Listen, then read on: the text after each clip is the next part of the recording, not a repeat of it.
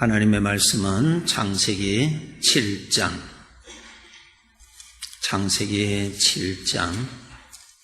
6절에서 12절의 말씀입니다.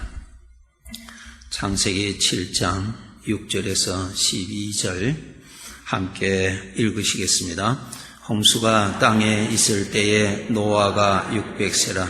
노아는 아들들과 아내와 며느리들과 함께 홍수를 피하여 방주에 들어갔고 정결한 짐승과 부정한 짐승과 새와 땅에 기는 모든 것은 하나님이 노아에게 명하신 대로 암수 둘씩 노아에게 나와 방주로 들어갔으며 7일 후에 홍수가 땅에 덮이니 노아가 600세 되던 해 둘째 달 곧 그 달 11의 날이라.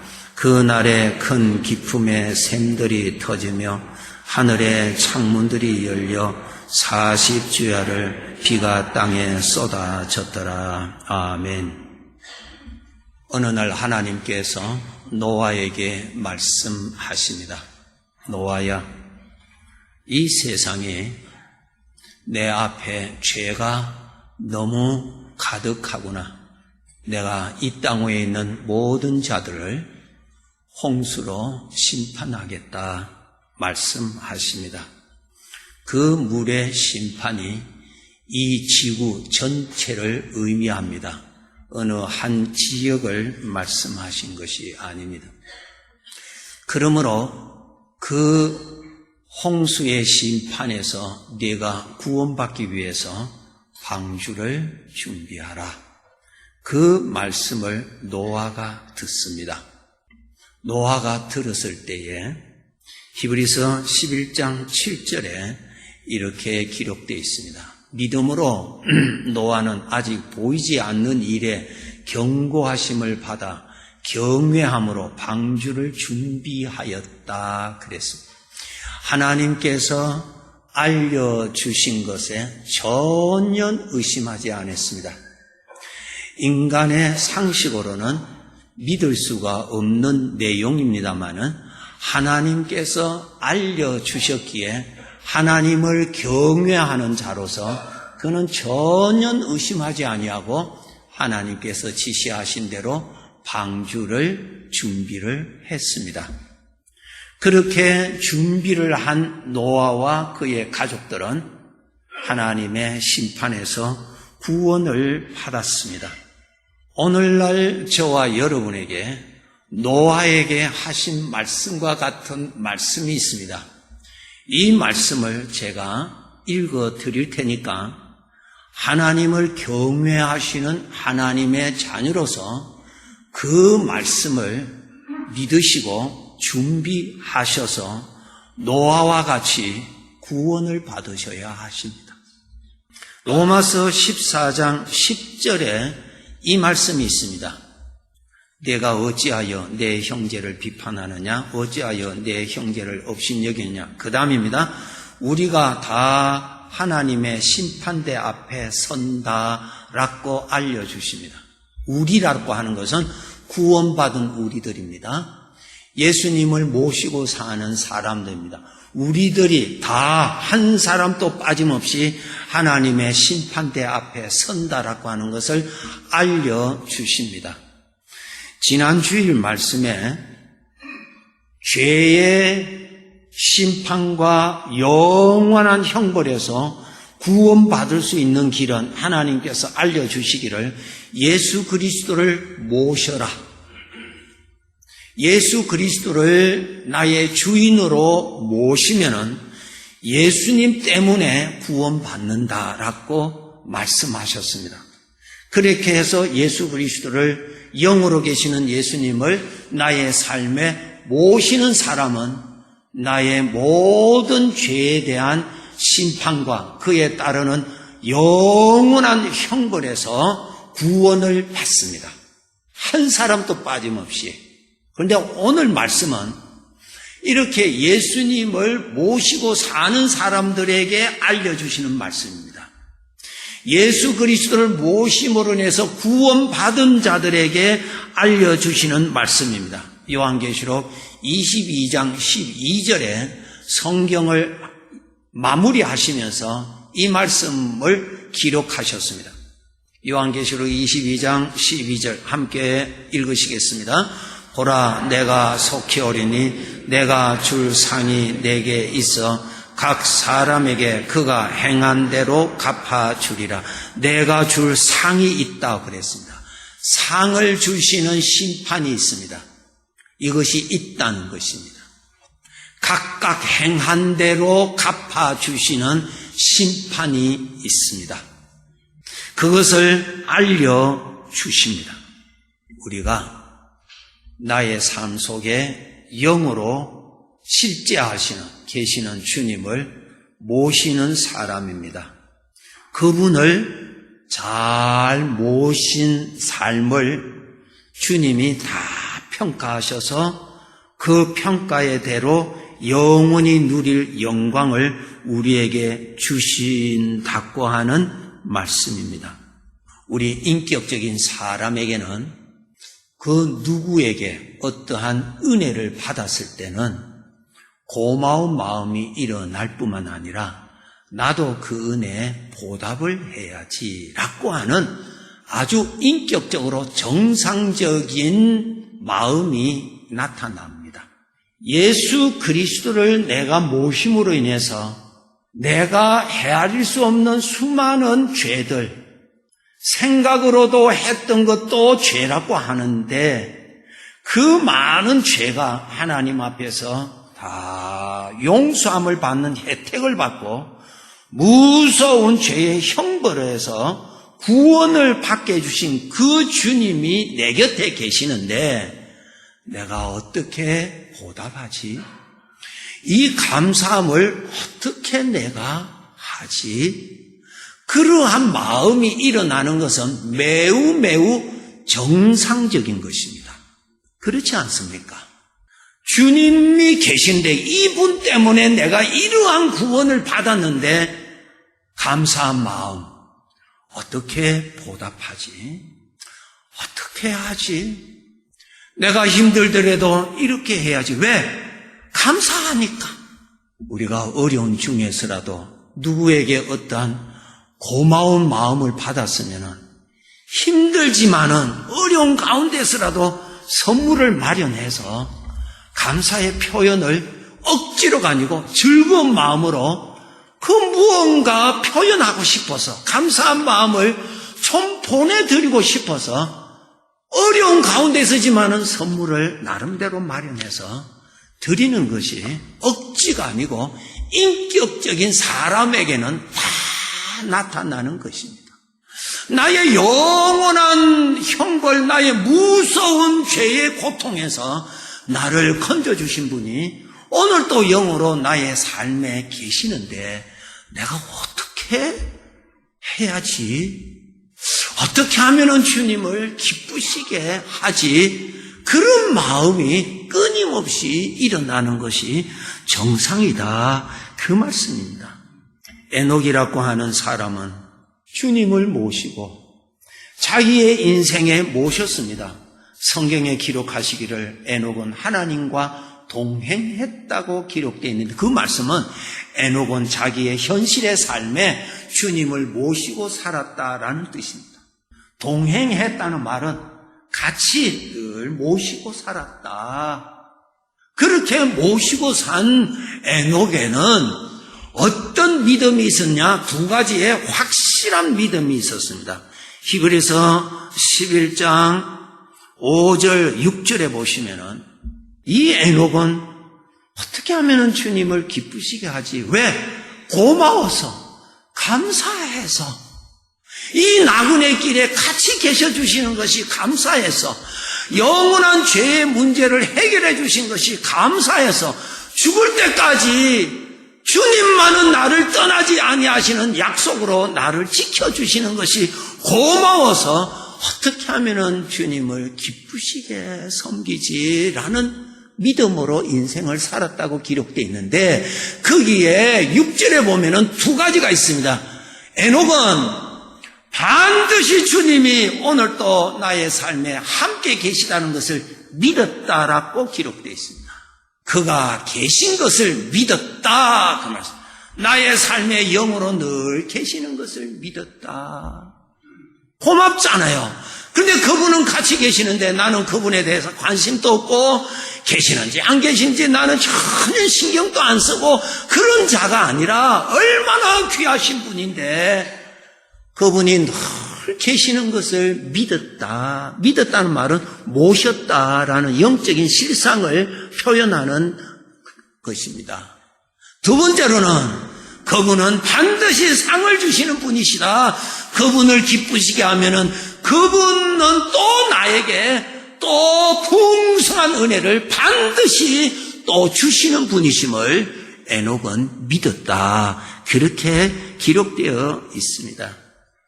주님을 모시고 있는 사람에게 영적으로 나타나는 영적인 비밀의 것이 있습니다. 저와 여러분의 마음 안에는 내가 비록 믿음이 약하고 비록 분주해서 열심히 신앙생활 못한다 할지라도 내 마음 안에는 어떻게 하든지 믿음생활 잘하고 싶어하는 소원이 살아있습니다. 어떻게 하든지 주님을 기쁘시게 하기를 원하는 소원이 있습니다. 비록 그렇게는 못 산다 할지라도 소원이 있어요. 소원이 있습니다.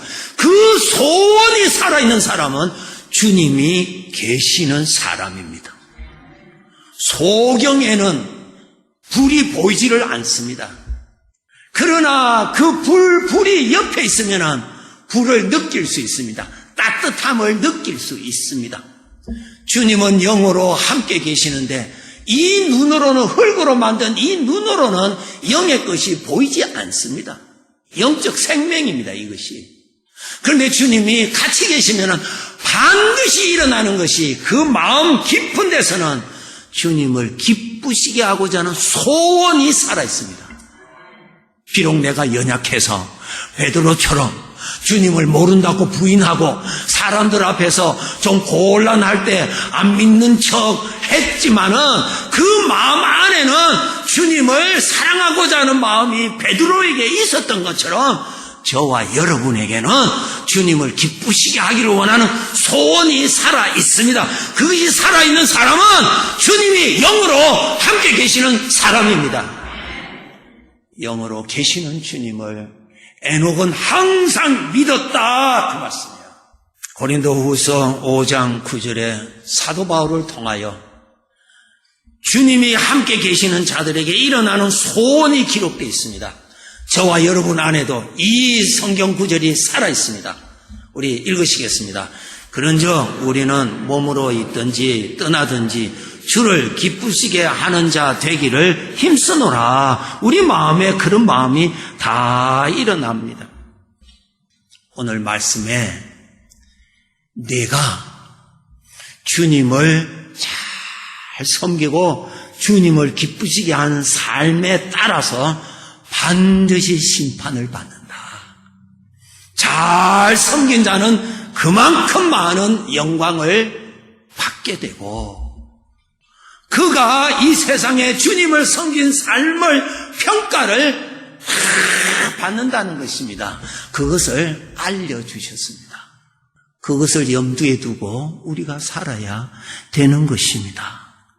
그래서 예수님께서 마태복음 16장 20절에 보시면은 너희를 위하여 보물을 하늘에 쌓아두라. 무엇입니까?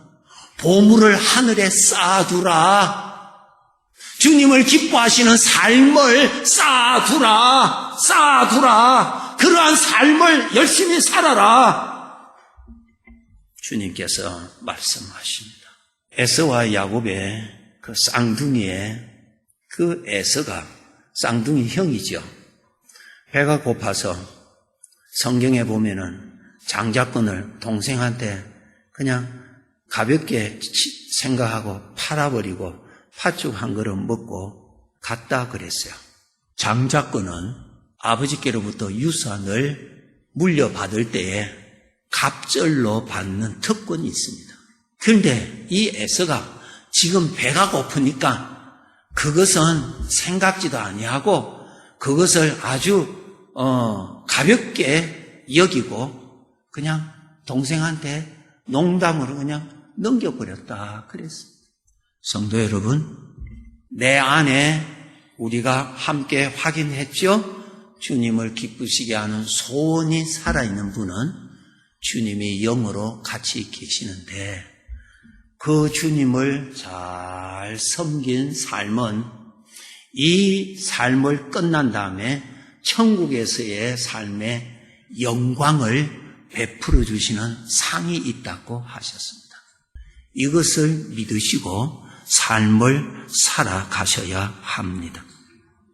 하나 예를 드릴게요.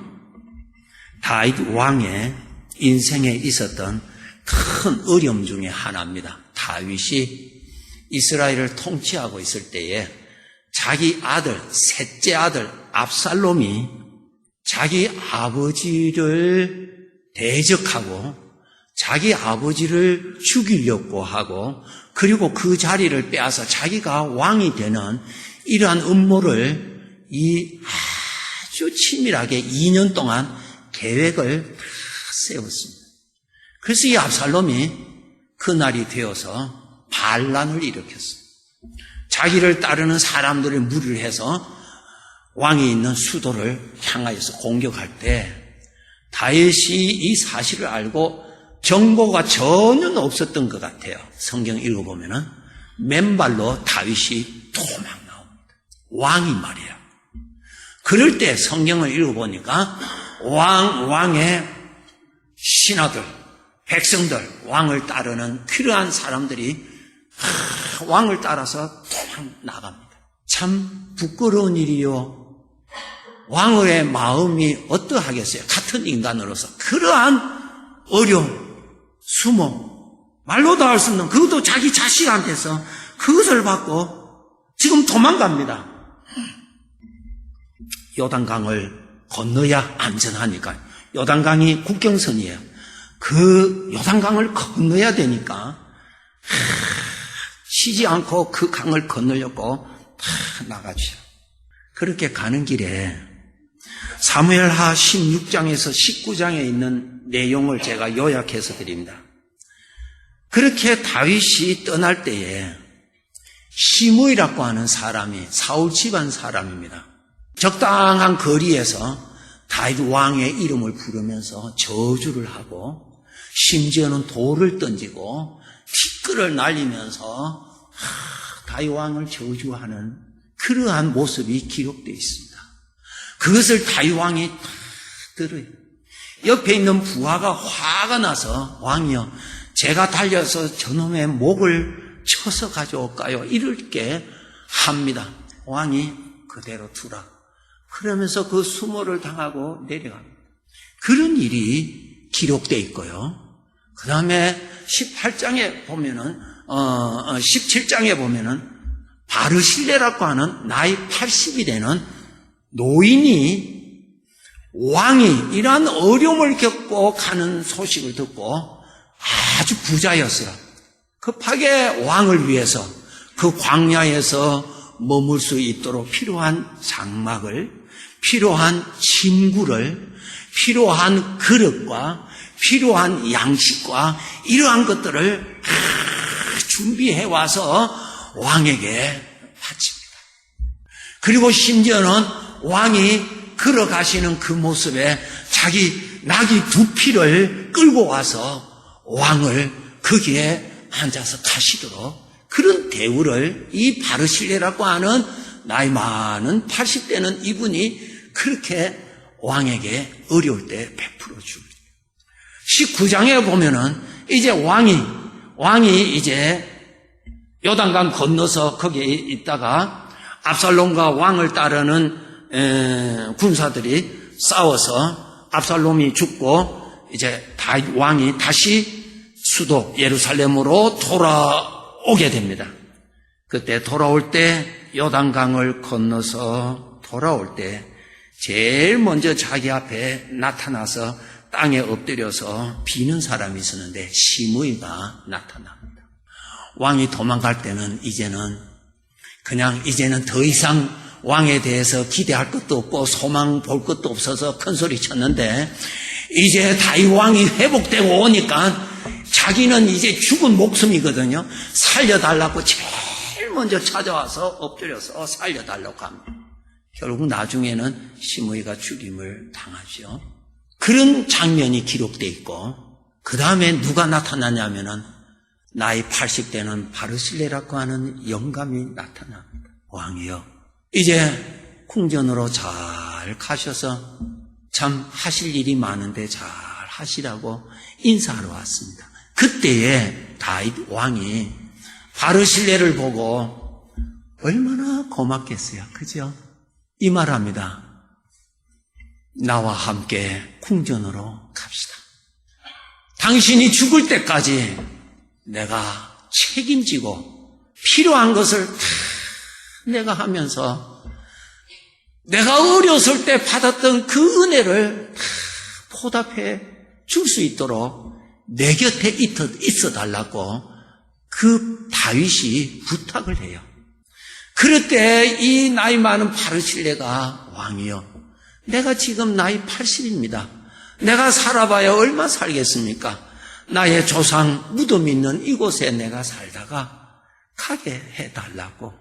그런데 왕의 마음이 좀 그렇다면은 내 사랑하는 이 김함이라고 하는 이 젊은이를 내가 왕께 부탁하겠습니다. 김함을 부탁합니다. 그럴 때 다윗 왕이 그 젊은이를 그래 가자고 하면서 말을 이렇게 합니다. 내가 영감님에게 은혜 받은 거, 영감님이 부탁한 이 젊은 사람에게 다 베풀어 주겠습니다. 이런 내용이 기록되어 있습니다. 시므이가 다윗이 이럴 줄 알았더라면 그때 잘했으면 얼마나 좋았겠어요. 그때 시므이도 뭐 있는 재산 다 팔아서 왕에게 그냥 다 드렸더라면은, 그냥 초가집 팔아서 드렸더라면은 왕으로부터 기와집 하나 받았을 텐데 말이에요.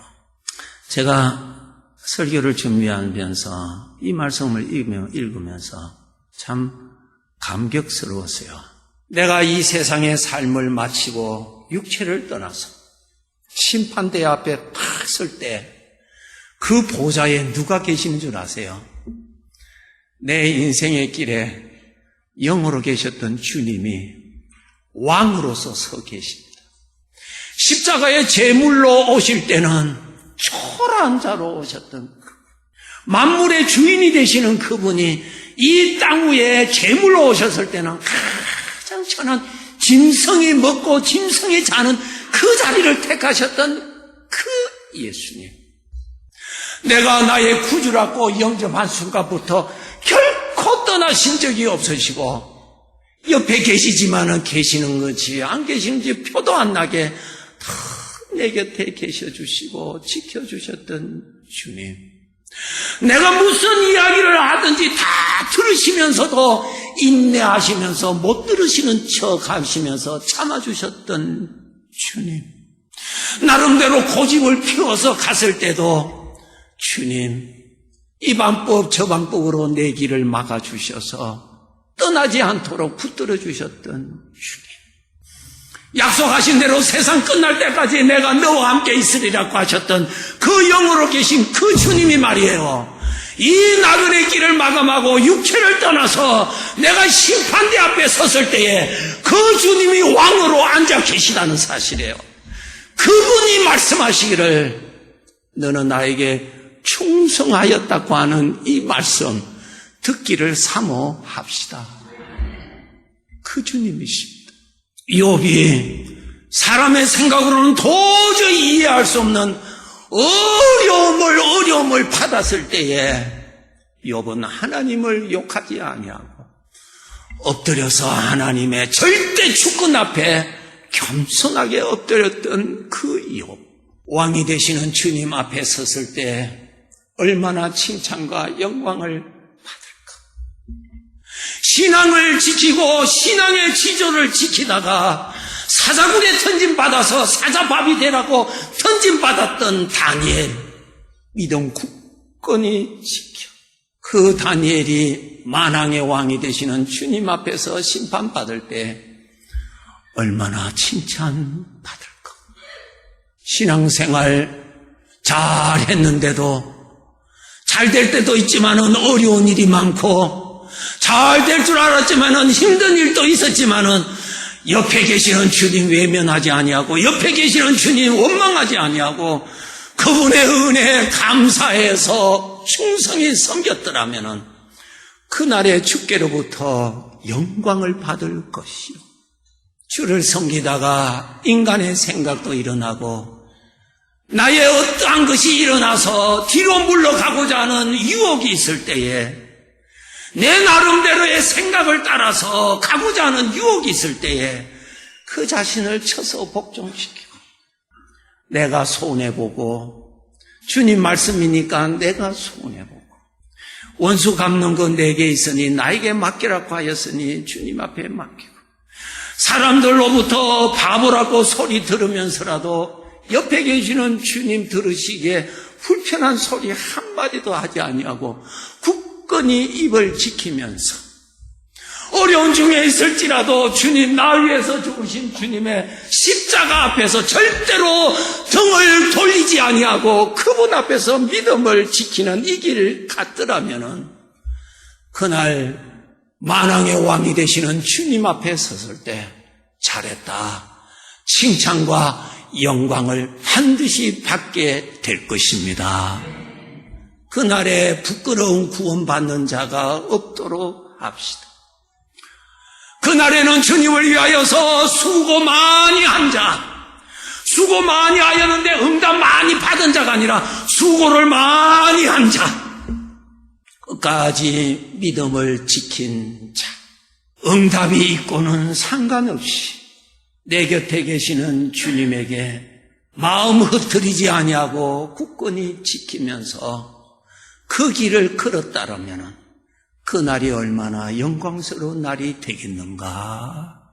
시므이처럼 정말로 억울하게 그때 그렇게 불안하게 왕 앞에 엎드리는 자 되지 말고 저는 사도 바울의 고백을 읽어보았습니다. 이 세상에서는 대우받은 사람, 목사처럼 대우 많이 받는 것이 참 좋고 섬김 받는 것이 참 좋고 주님 앞에 섰을 때 대우 많이 받은 것이 많을수록 부끄럽게 나타난다는 것, 섬김을 많이 받은 자일수록 주님 앞에 가서는 그것이 많을수록 부끄럽게 나타난다는 것, 많이 섬겼구나, 많이 순종했구나, 주님의 뜻 받들어 희생 많이 했구나, 수고 많이 했구나, 그때 잘 참았구나, 그때의 유혹에 빠지지 아니하고 믿음의 길 잘 갔구나, 그런 심판이 우리에게 있다고 하는 사실 제가 읽어드릴 테니까 사도 바울이 우리가 살고 있는 이 시간 속에 살았을 때는 얼마나 힘들게 살았는지, 이 힘들게 산 것이 주님 앞에 섰을 때에 이것이 얼마나 주님께로부터 영광 받는 것으로 바뀌어지는지를 생각하시면서 한번 들어보시기 바랍니다. 고린도후서 11장 23절부터 28절인데 여러분 한번 들어보세요. 이 사도 바울이 주님 앞에 섰을 때에 주께로부터 받을 영광을 한번 생각해 보세요. 내가 수고를 넘치도록 하고 옥에 갇히기도 더 많이 하고 매도 수없이 맞고 여러 번 죽을 뻔하였으니 여러 번 여행하면서 강의 위험과 강도의 위험과 동족의 위험과 이방인의 위험과 시내의 위험과 광야의 위험과 바다의 위험과 거짓 형제 중에 위험을 당하고 줄이며 목마르고 여러 번 굶고 춥고 헐벗었노라. 주님 앞에 서 있는 사도 바울, 충성히 산 삶의 우수한 위험 가운데서도 믿음 굳건히 지킨 그것이 많을수록 그에게 영광이 된다는 것. 성도 여러분, 짧게 보지 마시고 이제 저와 여러분은 상급의 심판대 앞에 섭니다. 그분이 누구신 줄 아세요? 지금 내 곁에 계시는 주님이십니다. 그분이 왕의 자리에 서서 나를 받아주시면서 칭찬하실 것을 말씀하실 것입니다. 수고한 것을 말씀하실 것입니다. 믿음을 지키느라고 신앙에 굳건히 지킨 것을 말씀하시면서 칭찬을 베풀어 주실 것입니다. 모세도 이 세상에서 어려운 일을 당하지만은 주 앞에 섰을 때 이 어려움이 칭찬이 될 것을 믿고 인생을 살았다고 히브리서 11장 26절에 기록되어 있습니다. 사도 바울은 빌립보서 3장 14절에 푯대를 향하여 그리스도 예수 안에서 하나님이 위에서 부르신 부름의 상을 위하여 달려간다 그랬습니다. 그래서 사도 바울이 생애를 이제 거의 다 끝났을 때 디모데후서 4장 6절부터 내가 떠날 시각이 가까웠구나. 이제 후로는 나를 위하여 의의 면류관이 예비되어 있다 그랬습니다. 성도 여러분, 함께 계시는 주님 기쁘시게 섬기도록 사모합시다. 그분 앞에 섰을 때 잘해서, 너가 충성해서, 믿음 잘 지켜서, 나 잘 섬겨서 그 칭찬받기를 소원하면서 삽시다.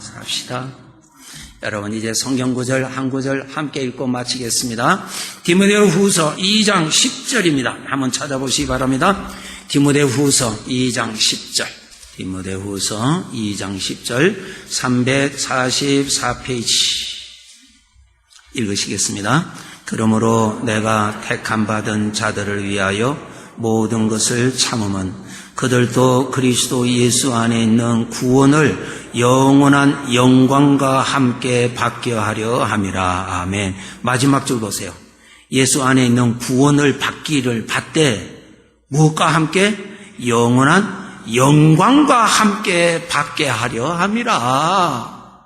우리 예수님을 모신 사람, 주님 앞에 가서 영광을 받으셔야 되는 거예요. 영광을 받으셔야 된다. 설명하셨습니다. 하늘에 보면은 해의 빛이 있고 달의 빛이 있고 별의 빛이 있고 별 중에서도 작은 빛이 있고 큰 빛이 있고 다 다르듯이 주님을 섬긴 삶에 따라서 영원히 누릴 영광이 주어진다고 하셨습니다. 모세도 성령의 감동을 따라서 상주심을 바라보고 갔습니다. 사도 바울도 상주심을 바라보고 갔습니다. 그날 부끄러운 구원 받지 않도록. 마태복음 25장 21절에 보시면은 잘했다, 착하고 충성된 종아.